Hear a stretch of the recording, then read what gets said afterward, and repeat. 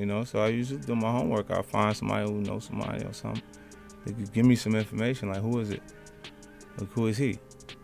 And, you know, Frenchie, they got me the tape. They got me the tape of his mother's house, where his mom's work at. You know what I'm saying? The other cribs, the studios, stuff like that. That's the Cali tape. Right. Okay.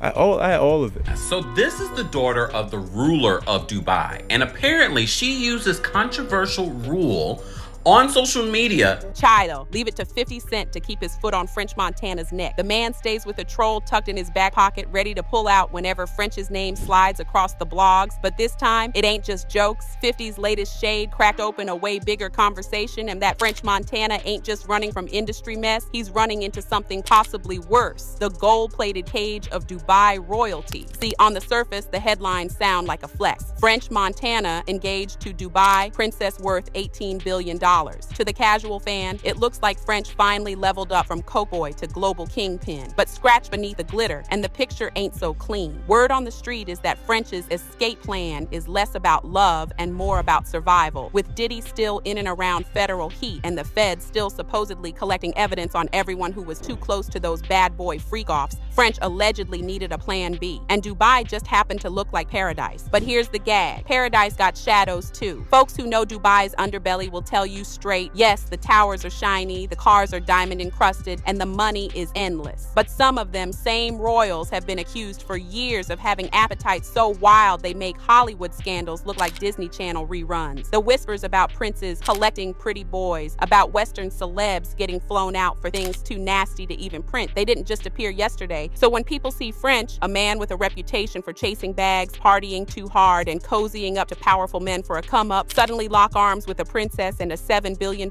safety net, the math is mathing a little too conveniently. It's not that folks don't believe he could love her, it's that they believe survival might have been the bigger motivation. And this is where 50 Cent's shade slices deep. When he says French got bought, it ain't just about the engagement ring. It's about the perception that French traded one master for another. He ran from Diddy's mess only to land himself in a situation where he might still have to play the same game, obeying powerful men with too much money and too little accountability. The irony stings. French thought Dubai was his escape hatch, but if the stories about those princes are even halfway true, he might have walked out of Bad Boy's fire straight into Dubai's stove. And unlike the feds, who eventually move on or cut deals, royalty in Dubai plays for keeps. That's why this $7 billion escape plan looks less like French's salvation and more like another gilded trap. The man might have bought himself time, but at what cost? Collar comes out, like we said, and now you have real deals on the table. And out of all those, you go with Diddy. That's not how it really went. Was it Diddy? Was it Bad Boy MMG? Yeah, I went to go see Ross. And Ross was like, I got an opportunity for you. I don't have the money for you, but I got the opportunity. I guess because the same thing Meek did, the same thing Wale did. I guess whatever, the way the situation, his label was, he wasn't trying to give me the money I wanted. And I wanted like a whole bunch of money. But he was like, look, let's do it like this. Let's go puff. And let's get him to give you the bag. You can still be MMG / you know what I'm saying? Bad Boy, Coke Boys, yep. Right. How much money did you get? $2 million.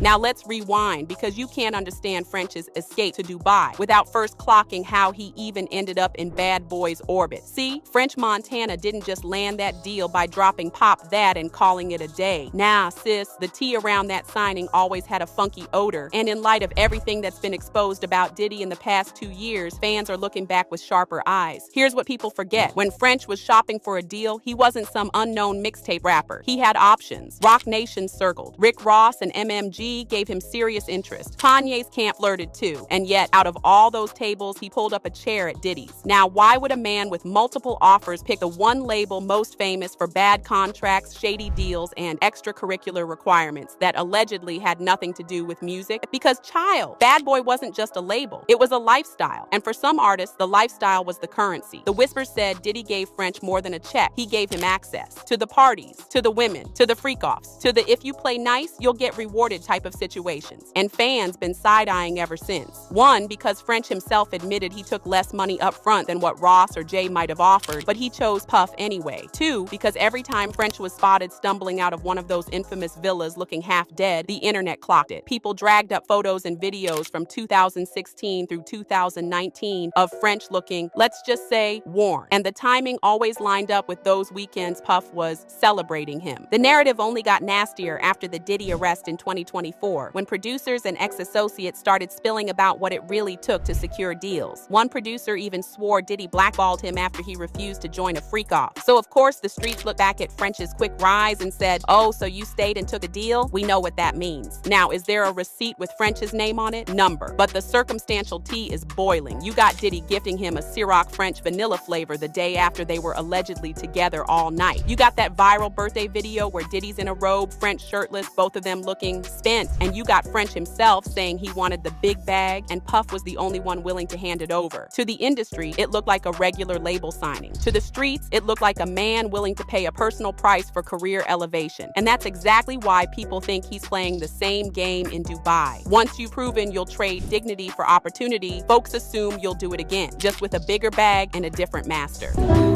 Hi guys.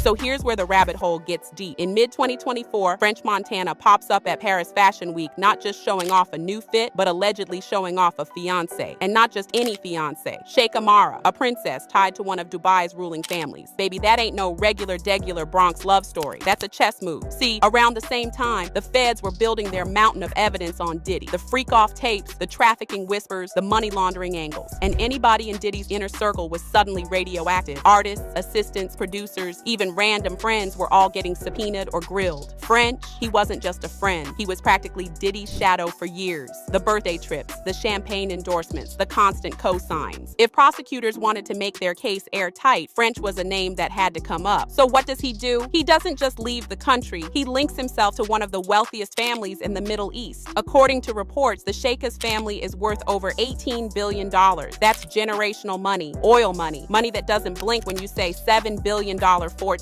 And when you marry into that, you don't just get money. You get protection. You get a new passport. You get residency in a place that don't play about outsiders digging through their business. And the streets say French ain't in love. He's in survival mode. They point to how quickly the engagement happened, how conveniently it lined up with the heat back in the States, and how French has been spending more time in Dubai than in New York or LA. To his fans, it looks like a whirlwind romance. To his critics, it looks like an escape plan dressed up in Cartier and wedding vows. And don't forget the optics. Every time French posts photos with his princess, he looks cleaner, sharper, almost reborn. But the comments stay messy. Boy, you traded in Diddy for Dubai. Or the even harsher, better hope them sheikhs don't treat you the same way Puff did. Because here's the gag. French thinks he leveled up by running to Dubai. But folks who know the history of how Middle Eastern royals flex power will tell you, sometimes you don't escape the fire. You just walk into a bigger, hotter one. Can I tell you what I actually learned? Yeah. A friend of mine is an air hostess and her friend was on a flight with her and her friend was eating like a very specific diet. So apparently the thing is,